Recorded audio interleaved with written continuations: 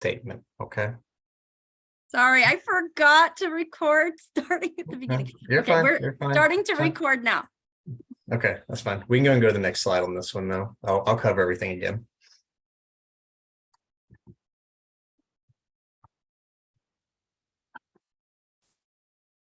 Okay, so this one here is something that you'll be receiving from me in an email. All of you, it will have information, okay? If you need me to resend it, I can do that as well. And you can screenshot this if you'd like. This is basically instructions on how to pay using a debit card, credit card, and doing a wire transfer inside your bank. Into does not accept Flywire. Different places use Flywire. We do not. It must be a traditional bank wire transfer or a bank remittance. It's the same thing, just different words in different countries. Do remember to always take pictures of your receipts for your record so that we can process something if there's an issue, or we can help you find out where money is. Okay, it's very important. Transferring money international can take up to 3 weeks. Some countries even longer. So it's very important that you keep a good record of your money. And for anyone who's just joined, again, my name is John Holbrooks. If you have any questions about money, I'm your guy. Okay. Now, as far as where you would go to find this, you can click the bottom link where it says Pay into Global, put in your application ID, which I have highlighted in yellow, and then it will pull up everything that you need to pay, okay? And any payments you have made thus far. Okay, all right, we can go to the next one. All right, so now I'm going to kind of go over just basic things that you all probably know, but I just want to add it again because it's very important. As far as banking in the USA and security, it's very good, but there are bad people all around the world. So we do things for students to help and protect them and provide guidance. So to make things easier as well, because I worked in banking, I can tell you what to expect in a USA account and when to open an account. When you open an account, you need your passport, I-20, or your USA visa. You need an email address. You need your home address in the USA, wherever you'll be staying on campus. A phone number in the USA. You can add your other phone number temporarily, but make sure you get updated with the bank.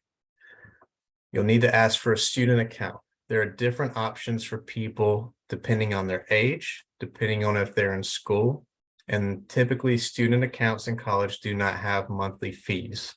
I want to save you money. I don't want you to spend extra money, okay? So make sure you request a student account. If you're over the age of 25, you might have to ask for like a 1-year extension perhaps on the account, or like a promotion so they don't charge you anything. There are ways to avoid monthly fees, such as using a debit card 10 times or having money come in for a large amount. It just depends. Each bank is different, okay?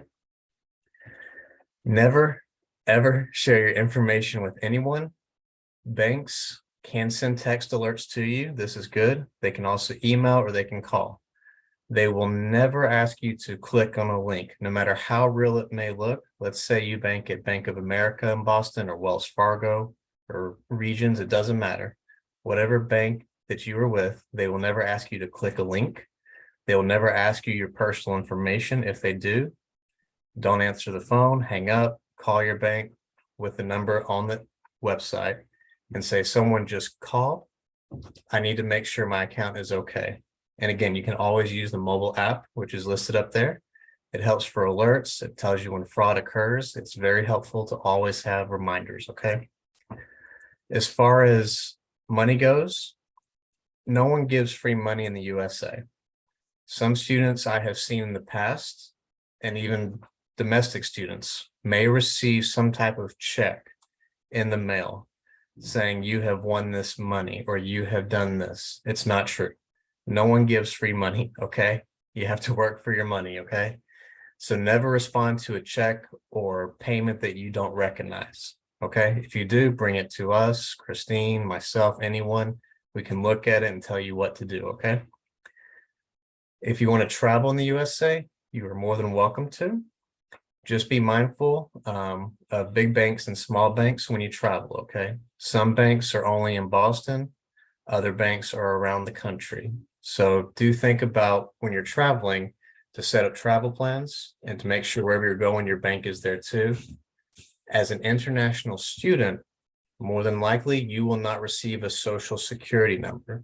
This is a big part of American culture and business and banking. Without a social security number, you cannot do a lot of things over the phone with your bank, okay? The first questions they usually will refer to is name or social. But again, don't give it if they're calling you. They won't ask that. But if you're calling, you can provide that, okay? So do be mindful of if you travel to set up plans so that you don't have any issues when you're traveling, okay? All right, next slide, Christine. All right, and then almost done with my finance, I promise, guys. I'm giving a lot of information, but it's just to help you, okay? You'll get it again, I promise. Communication, I can't read your mind, okay? I really wish I could read your mind and know what you're thinking, but I can't. So with money in the USA, culturally and business and professionally, it is super important that you tell me when you have a problem. If I assume that you're not talking to me culturally, I think that you are avoiding me. You don't want to see me, you're hiding something, and then you may be in a problem, you may be in trouble making payments to school or your rent for wherever you're living, and then you're in trouble, okay? I want to protect you from that. Our team wants to protect you. We really care about you. You always have to communicate with us, okay? As far as any student who is getting a loan, okay? Loans take time to process. I have taken loans myself. I know how it is in the USA. I can only imagine how much more difficult it is getting money overseas. So with that stated, if you have a loan for your education, that's fine. It may take longer, and I need to be aware of that. You need to provide proof that you are trying to get money to pay your student bill, okay? It's very important. As an international student, you may not apply for a loan in the USA.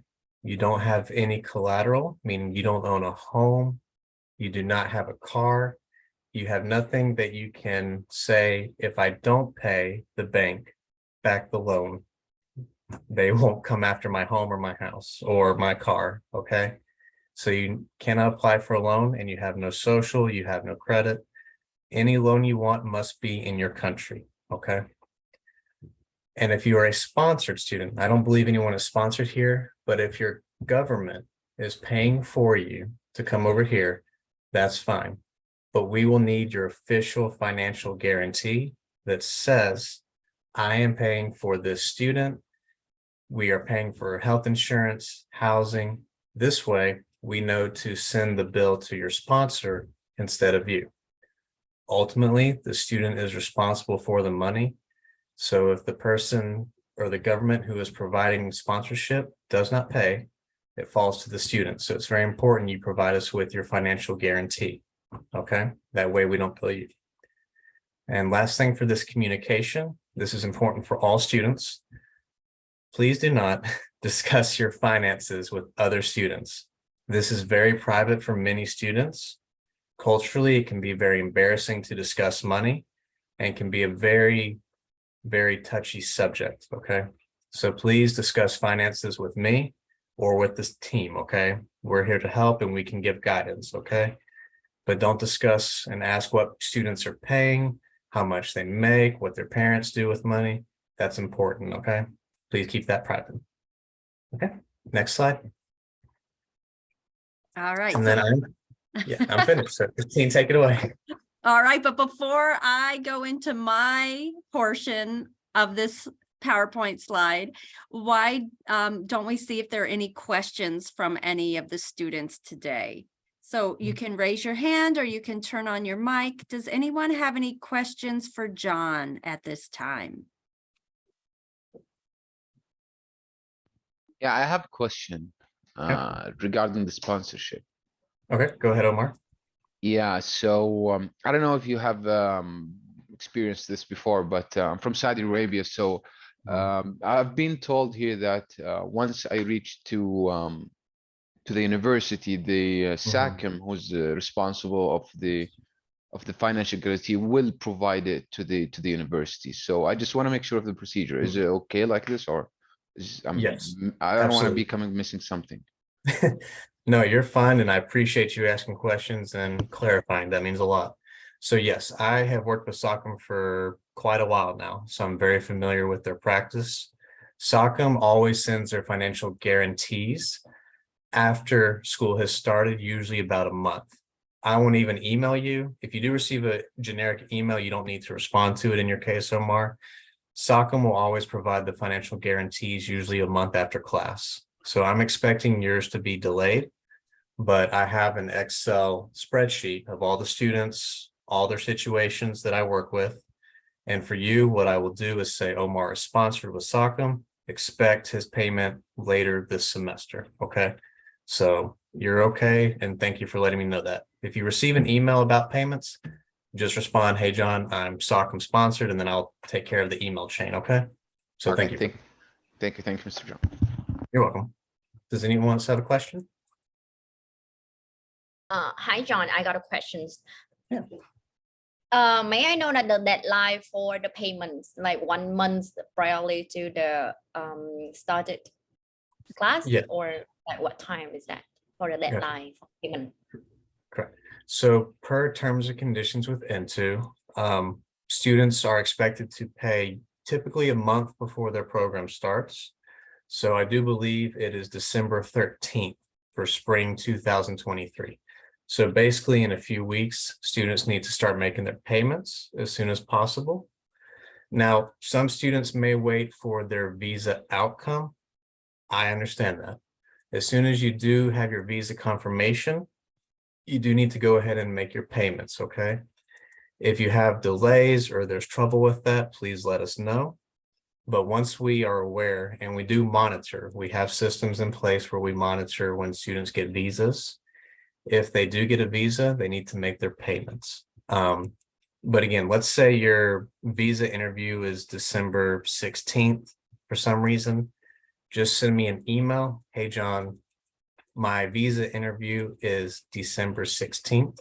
Can I make my payment December 17 or 18? I am fine with that. I'm okay with that. But you need to communicate so I know what's happening. Okay. Okay, thank you. I got the point. Okay. You're welcome.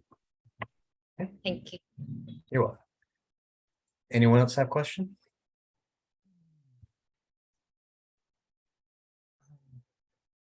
Okay, if you do have a question later, you can at any time raise your hand or turn on your mic and ask. Don't worry about interrupting, or you can wait to the end. That's fine too.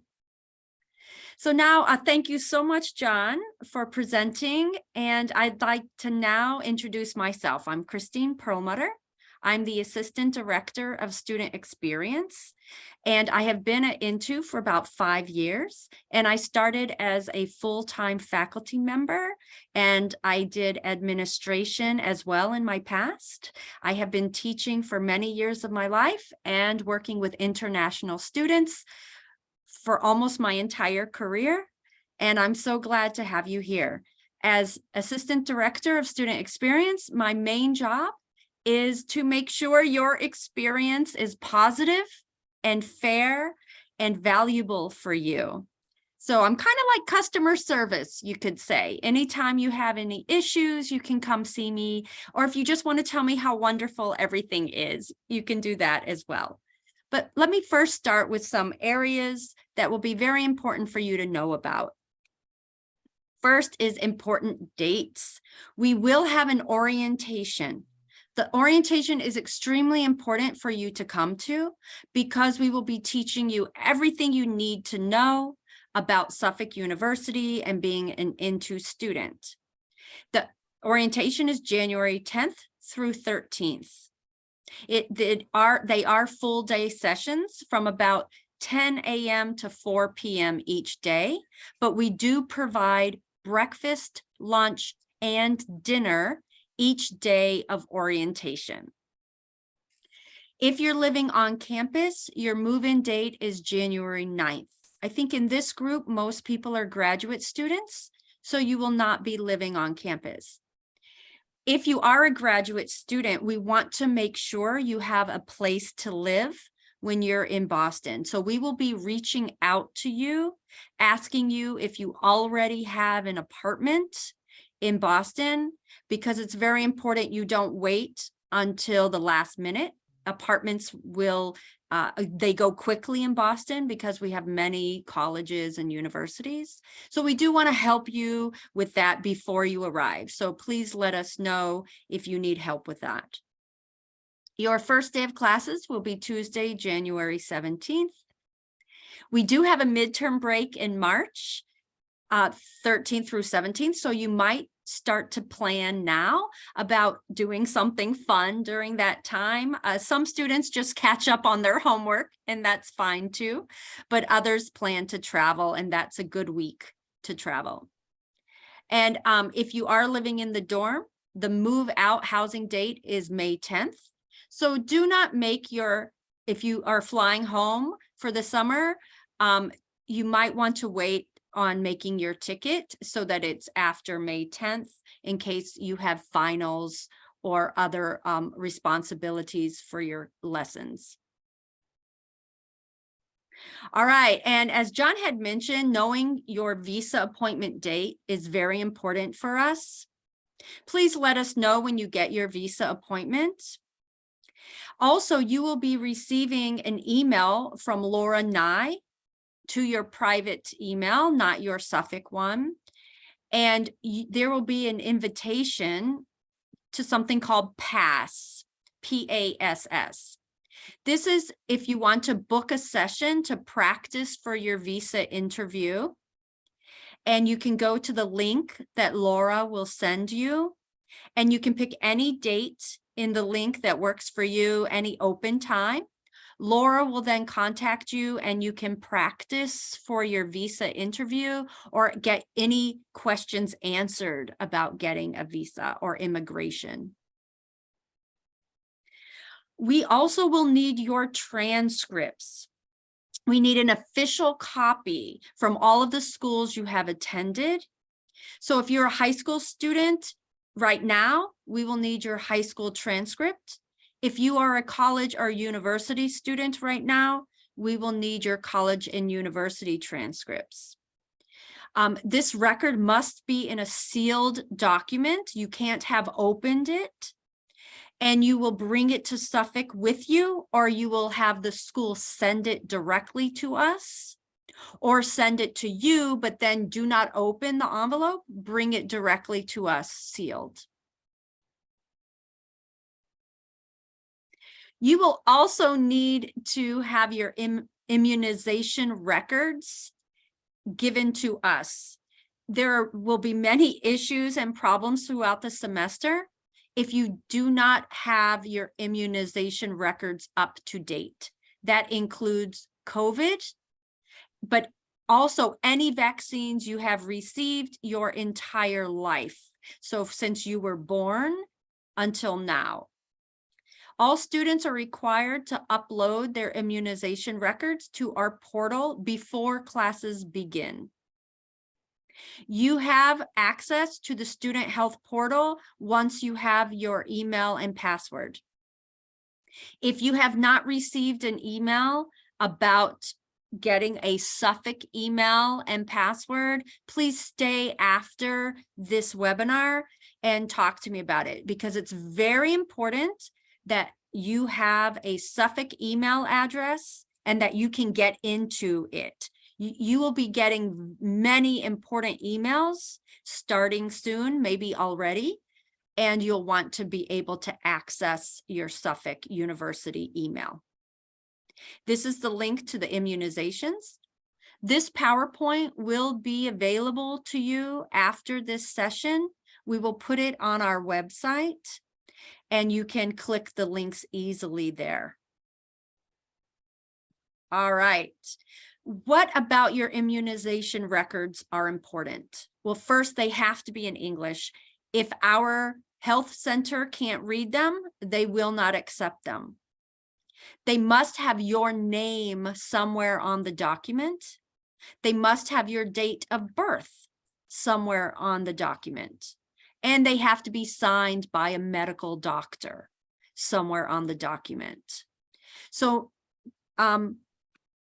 let's try this now. Find your immunization records, take a photo of them, and upload them to the portal. We don't really have to do it right now, but this is something you do want to do before you arrive at Suffolk University. And I can help you with the process. So you just email me, make an appointment with me. I can give you my email address in the chat today before we leave. And if you need help doing that, we can Zoom together and do it together, or we can set some time aside at orientation to do immunizations then. So if you can't, for some reason, you absolutely can't do it before you arrive, we can do it during orientation. And as John talked about banking, we will also set aside time during orientation to take you to a local bank where they can set up, it's a bank that we have vetted, that we trust, and that is very close to campus. And we can take you there to set up a bank account, the best one for being a student. So if you don't want to do banking before orientation, you can do it during orientation. Same with immunizations. Another thing we really need is your arrival details. We need to know when you will be on campus for the first time for the semester. We have a link that you will press and go to and fill out a form that will ask you for your arrival details. This is required for all students. We need to know when you have come to the US and into Boston particularly. If you want, we can even pick you up at the airport for free. And that includes you and any guests you have with you, such as your parents or friends. We will pick you up for free and bring you to wherever you are living, including on or off campus. So if you have an apartment in a neighborhood of Boston, we can pick you up from the airport and take you to your apartment. There is no fee. This is free for you, included in your tuition. If you're coming before January 2nd, however, you're on your own. That's a little early for us. But between January 2nd to January 9th, we will pick you up from the airport. Just let us know your arrival details. And on the form, there will be a place where you can click that you want the airport pickup service. Just let us know. So I'm going to give you some reminders now. Late payments will cause an additional fee, so reach out to John, talk to him about any issues you might be having. Remember, December 13th is the due date of payment unless your visa appointment is after that. Don't forget, you do need to get your official transcripts, so maybe start to reach out to your school now for those. If you have any questions about admission requirements, this is the email here, into enrollment@suffolk.edu to ask questions. All right.